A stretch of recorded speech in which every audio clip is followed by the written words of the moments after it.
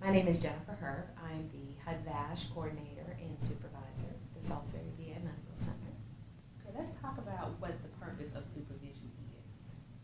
The purpose of supervision for the community integration specialist position is to provide support, to provide guidance, to be accessible and available, to help them with their position in serving the veterans, to provide the most effective care to the veterans that we possibly can.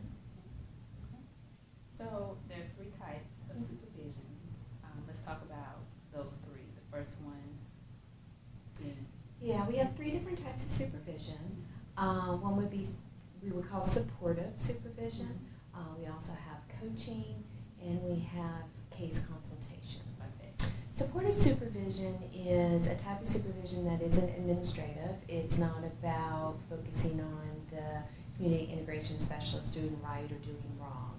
It's really meant to provide the guidance, to be supportive. It can be in a formal setting with a scheduled appointment, meeting one-on-one, having someone at an agenda, talking about different clinical cases. It can also be somewhat informal in the sense of kind of on the fly. In the HUD VASH program and with this type of position, a lot of things come up during the day, during the week, so it's very important for the supervisor to be accessible and available to discuss cases or situations as they come up. So the main role for that is to be supportive, provide that guidance. Case consultation, this type of supervision is a little bit more formal. You take a specific case and you kind of outline the psychosocial aspects of the case, the needs of the veteran, and really process what the immediate goals are and the long-term goals are. Coaching type supervision is a supportive supervision as well, but it's really taking a case, walking it through, helping the supervisee look at it step by step, and providing guidance without necessarily saying what to do, without telling the supervisee what to do, but providing that guidance and encouragement in the veteran care situation. A supervisee coming into this type of supportive supervision model, coming into it with maybe a different kind of experience, maybe an experience that the supervisee is more being told what to do, it's more administrative, it's don't speak, you need to sit and listen. I think it's really meeting with them initially and talking about what is supportive supervision, and that this is a collaborative process. It takes two to make this kind of supervision happen. It's meant to be supportive and to provide that guidance, to make their jobs easier, to help them do their jobs to the very best of their ability, to make sure that they have the supports in place.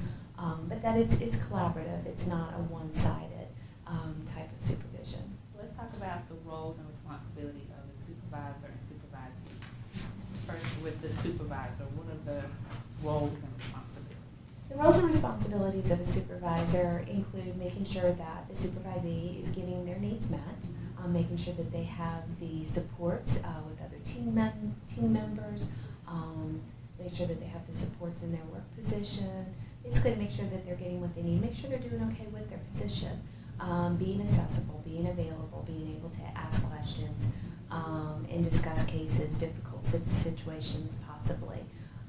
Also making sure that the supervisee is doing all right as far as self-care perhaps, and making sure that they're feeling comfortable in their role and working with the veterans.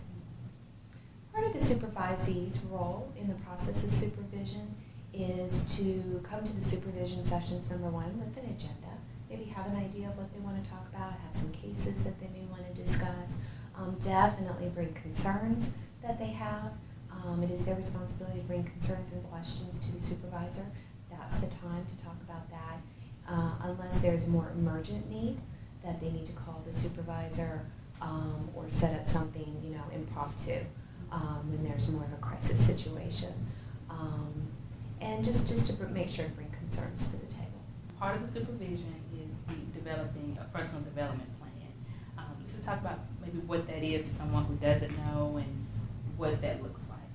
A professional development plan is really a roadmap in where you see yourself in your career. It's the steps that you feel you need to take to get to certain goals, to reach certain goals in your career. And working on that in supervision, I think when you're discussing different cases and situations, it really helps also to identify where you may have areas for growth. And so it allows for the supervisor and the supervisee to have that interchange and discuss and say, oh, well, maybe this type training would be a good opportunity. Or maybe, oh, this training's coming up, maybe this would be a good opportunity for you to work on this skill. But it's really having a plan in place and talking with the supervisor about what steps to get to those goals. Supportive supervision sounds that could be maybe misconstrued with counseling. Let's talk about maybe some of the differences of how supportive supervision is not counseling. Supportive supervision is not the same as counseling, although sometimes it may seem like counseling. There are elements of counseling in supportive supervision. The difference is, in a professional supportive supervision setting, you are looking at the professional role. You're focusing on veteran care, you're focusing on your professional role as community integration specialist.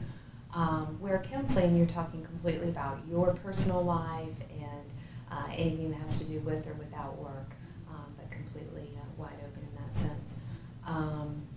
Supportive counseling is very much focused on, again, veteran care.